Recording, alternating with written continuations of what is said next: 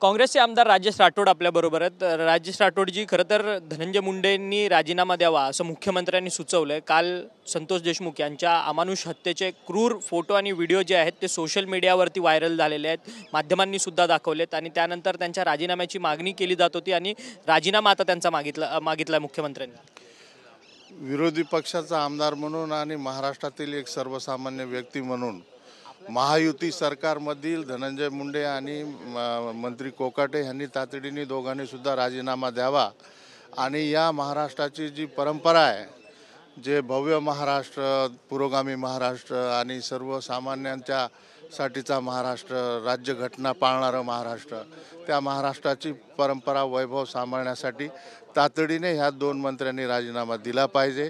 त्यांनी राजीनामा नाही दिला तर मुख्यमंत्र्यांनी त्यांना मंत्रिमंडळातून बडतर्फ केलं पाहिजे, अशी काँग्रेस पक्षाची आणि सर्वसामान्य जनतेची मागणी त्या ठिकाणी आहे। भाजपचे आमदार सुरेश धस असं म्हणतात की ही हत्या, संतोष देशमुख यांची हत्या जी आहे ती खंडणीमुळेच झाली आणि खंडणीची बैठक जी आहे ती सातपुडा बंगल्यावरती, धनंजय मुंडेंचा जो सातपुडा बंगला आहे त्या बंगल्यावरती झाली असं त्यांचं म्हणणं आहे।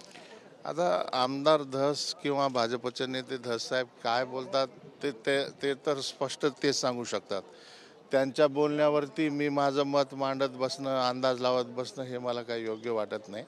परंतु झालेली घटना अमानुष आहे आणि ज्या पद्धतीने जे घडलं त्याच्यातले जे गुन्हेगार आहेत त्यांना कडक कारवाई झाली पाहिजे। त्याच्या मागे कोणी मंत्री असेल तर त्या मंत्र्याचं मंत्रिपद पण या ठिकाणी सरकारने काढलं पाहिजे। परंतु सध्या संतोष देशमुख हत्या प्रकरणामध्ये धनंजय मुंडे यांना सह आरोपी करा असं देखील सातत्याने विरोधकांनी मागणी जोर धरून ठेवली आहे, कारण की खंडणी आणि हत्या ही एकाच पद्धतीने आणि लिंक आहे असं देखील CIDने आपल्या आरोपपत्रात नमूद केलं। पहिले तर मला असं वाटतं अगोदर त्यांचा राजीनामा झाला पाहिजे आजच्या आज, आणि राजीनामा झाल्यानंतर ह्या तपासाच्या यंत्रणा, तपासाचे वेगवेगळे पर्याय, तुम्ही सांगता तो विषय किंवा अजून त्याच्या पलीकडे काय शोध मोहीम असेल तर ह्या सगळ्या गोष्टी नंतर स्वच्छपणे या जनतेच्या समोर, राज्याच्या समोर आल्या पाहिजेत, अशी माझी भूमिका आहे।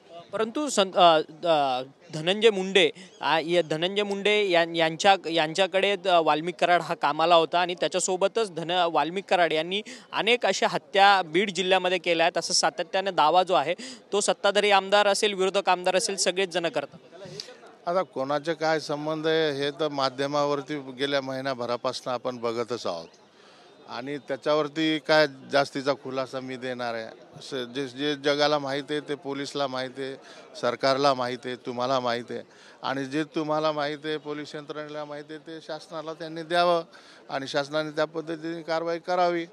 एका व्यक्तीचा निर्गुणपणे हत्या झाली त्या ठिकाणी, मग बीड जिल्हा असेल, मग परभणी जिल्हा असेल, कोण कोणत्या जाती धर्माचा आहे हा विषय नाही आहे, पण त्या व्यक्तीची व्यक्तिमत्व, माणुसकी, जीव ह्याला काही किंमत आहे की नाही? आज महाराष्ट्रामध्ये केंद्रीय मंत्र्याच्या मुलीची छेड काढल्या जाते आणि लाज वाटते आम्हाला सांगायला, हे या सभागृहामध्ये जाताना लाज वाटते की कसं आम्ही जाऊ, जनतेचे आम्ही प्रतिनिधी म्हणून, इतक्या लाख लोकांचे प्रतिनिधी म्हणून आम्ही इथे राहतो आणि हे सरकार महायुतीचं महाराष्ट्रामध्ये आणि मोदीचं देशामध्ये हे सरकार मंत्र्याच्या मुलींची रक्षण करू शकत नाही तर सर्वसामान्य जनतेचं, आम लोकांचं, शेतकऱ्यांचं, रोजगारांचं, विद्यार्थ्यांचं, मुलांचं काय रक्षण करणार आहे?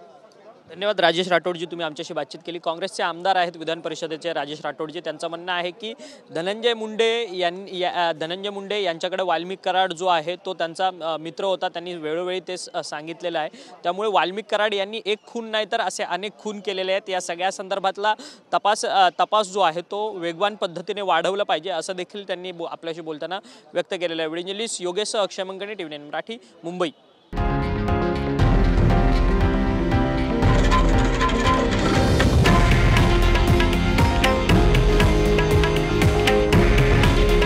हे आहे देशातील नंबर 1 न्यूज नेटवर्क आणि आपण पाहत आहात TV9 मराठी।